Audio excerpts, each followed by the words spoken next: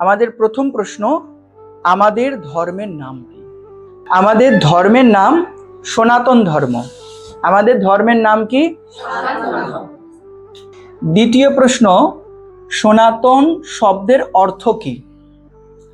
এই যে সনাতন ধর্ম, এই সনাতন শব্দটার অর্থ কি? সনাতন শব্দের অর্থ চিরন্তন। সনাতন শব্দের অর্থ কি? সনাতন শব্দের অর্থ কি? চিরন্তন শব্দের আবার অর্থ কি? হ্যাঁ, চিরন্তন মানে শাশ্বত, যার কোনো বিনাশ হয় না, যা সৃষ্টির আদিতে ছিল, বর্তমানে আছে, ভবিষ্যতেও থাকবে। দেখুন, অন্যান্য যে ধর্ম, মুসলিম ধর্ম বলুন, খ্রিস্টান ধর্ম বলুন, সমস্ত ধর্মেরই কিন্তু একটা উৎপত্তির সময় সীমা আছে, তাই না? কিন্তু আমাদের যে ধর্ম, যে সনাতন ধর্ম, আমাদের ধর্মের উৎপত্তি কবে থেকে আমরা জানি? কোনো সময় নির্ধারণ আছে কি? কেন নেই? কারণ আমাদের এই ধর্ম সনাতন, মানে সৃষ্টির আদিতে ছিল, বর্তমানে আছে, যখন এই বিশ্ব ধ্বংস হয়ে যাবে তখন এই সনাতন ধর্ম অটুট থাকবে। তাই আমাদের ধর্মের নাম হলো সনাতন ধর্ম। সনাতন শব্দের অর্থ চিরন্তন, যা অবিনাশী, যার কোনো বিনাশ নেই। আমাদের তৃতীয় প্রশ্ন, সনাতন ধর্মের আদি ধর্মগ্রন্থের নাম কি? সনাতন ধর্মের যে আদি ধর্মগ্রন্থ, তার নাম কি?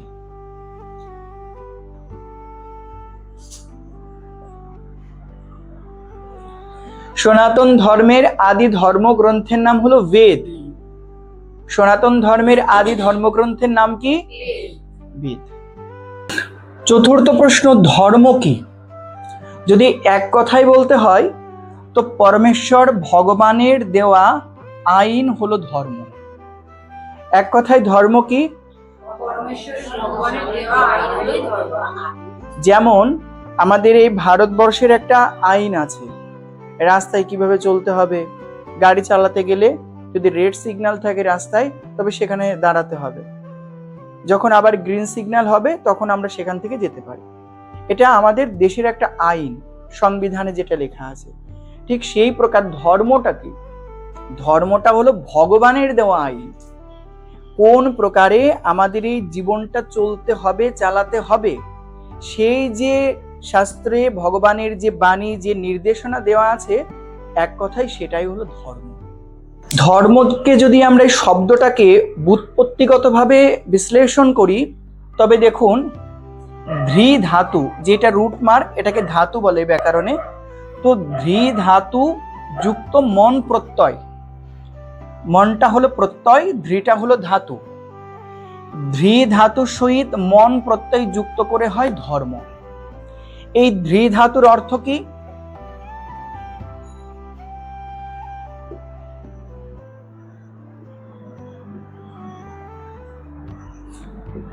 ধারণ করা। তাহলে ধৃ ধাতুর অর্থ কি? তাহলে ধর্ম বলতে আমরা কি বুঝবো?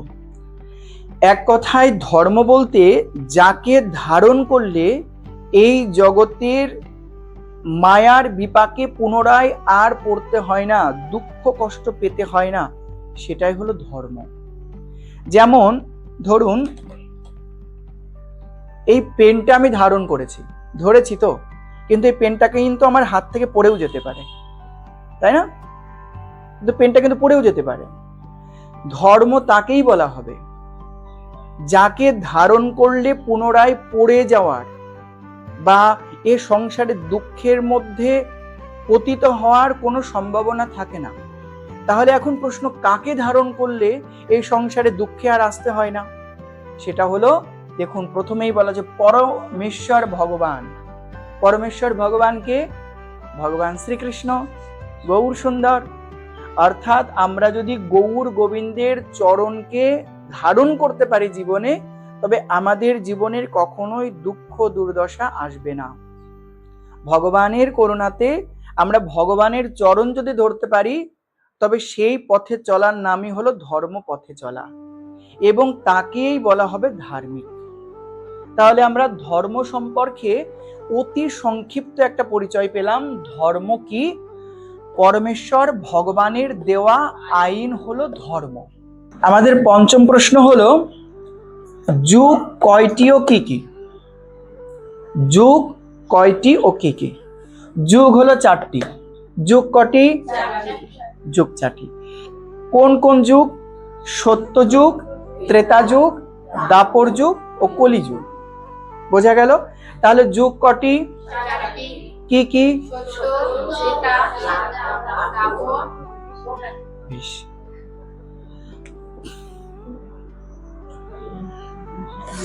আমাদের পরবর্তী প্রশ্ন, বর্তমান যুগের নাম কি? এটা আশা করি সকলেরই জানা। বর্তমান যুগের নাম কি? কলিযুগ। তাহলে আমরা যে যুগে বাস করছি এই যুগটার নাম কি? কলিযুগ। তাহলে আপনারা সবাই কোন যুগের মানুষ? সত্য যুগের না তো? আমরা সবাই কলিযুগের মানুষ। আমাদের 7ম প্রশ্ন, গীতা কি? গীতা হলো পরমেশ্বর ভগবান শ্রীকৃষ্ণের মুখ নিঃসৃত বাণী।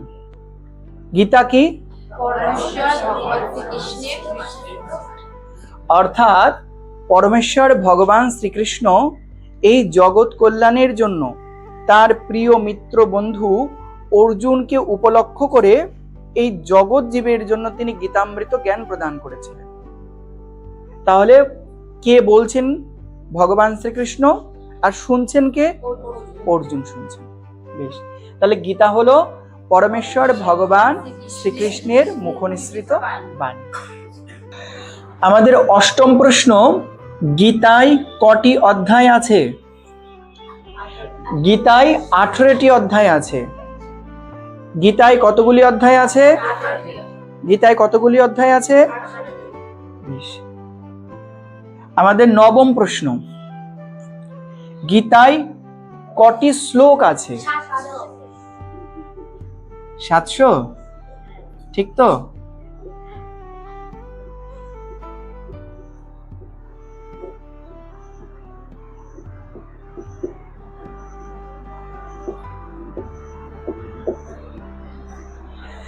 সকলেরই জানা গীতায় কটি শ্লোক আছে? গীতায় 700টি শ্লোক আছে।